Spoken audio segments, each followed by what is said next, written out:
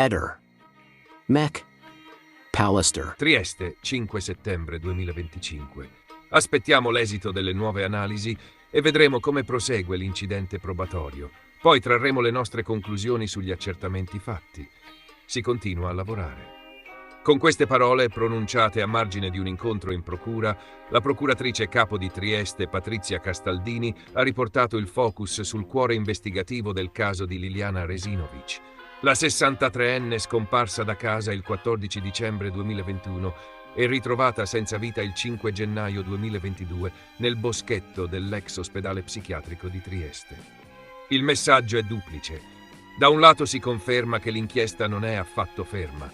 Dall'altro si ribadisce che qualsiasi valutazione definitiva arriverà soltanto dopo la chiusura del pacchetto di accertamenti già deliberati in sede di incidente probatorio, strumento che consente di cristallizzare prove tecniche con valore utilizzabile anche in futuro. La tabella di marcia è stata fissata in aula all'inizio di luglio e prevede l'avvio, a partire da lunedì 8 settembre, delle nuove analisi presso il Dipartimento di Medicina Legale del Policlinico di Ancona.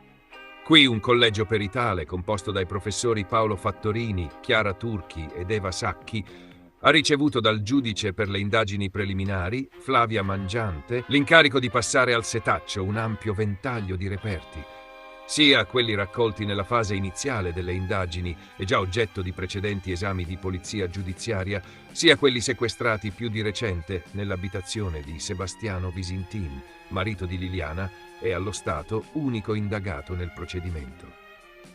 Il mandato tecnico è scandito da un orizzonte temporale preciso, 120 giorni per completare gli approfondimenti genetici, merceologici e dattiloscopici, con l'obiettivo di chiarire se, dove e come siano presenti tracce, profili o corrispondenze utili a ricostruire le ultime ore di vita della donna e le dinamiche del suo decesso.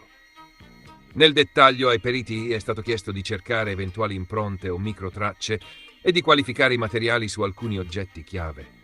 Il cordino rinvenuto attorno al collo di Liliana, quello che teneva unite le sue chiavi, un braccialetto, capi di abbigliamento e una serie di guanti sequestrati all'indagato, oltre alle suole delle scarpe indossate dalla vittima.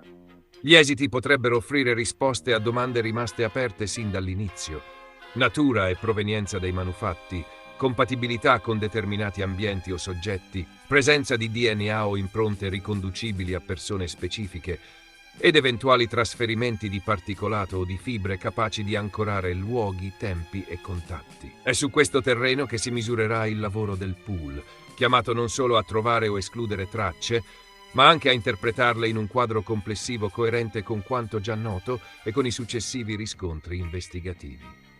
La procura dal canto suo mette in chiaro che nessuna scorciatoia è all'orizzonte.